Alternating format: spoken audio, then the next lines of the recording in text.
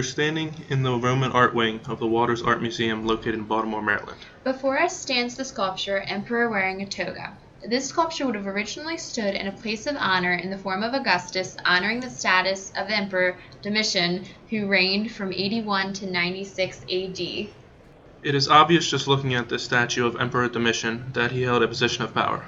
Just the size of the statue alone induces the sense of power to the person who looks at this piece.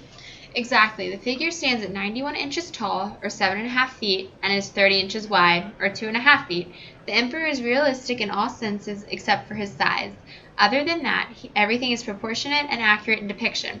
He is obviously completely covered by his toga, so we cannot determine whether or not he would have had the ideal body with the chiseled arms and torso.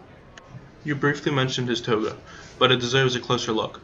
The realism in the toga is astounding. You can see each fold and drape in the fabric, and the way that the light falls on each draping shows the varying depths of the fabric, adding to the realism of the statue. On the front of the statue, the details are extremely defined. As previously stated, the toga is very realistic, like you could almost reach out and ruffle the fabric. However, as you move to the back of the statue, the details aren't as emphasized. The back of the toga doesn't appear to have the same sense of movement. That could possibly suggest that this figure was intended to be viewed from the front only, with his back against the wall, similar to its present-day stance. Speaking of details, look at the details on his shoes. The fact that he is wearing shoes is different compared to similar Roman works. True, these are meant to show his power, but look at the intricate detailing on them. It appears floral. It can show his high status in society.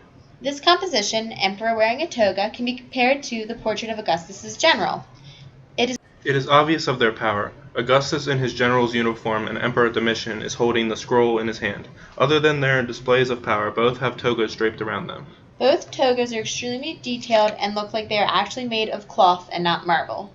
Another large similarity is the stance of the statues. Both hold the classic Roman contrapposto. That's when the subject stands with most of their weight on one foot and the shoulders and arm twist in opposite direction of the hips and legs.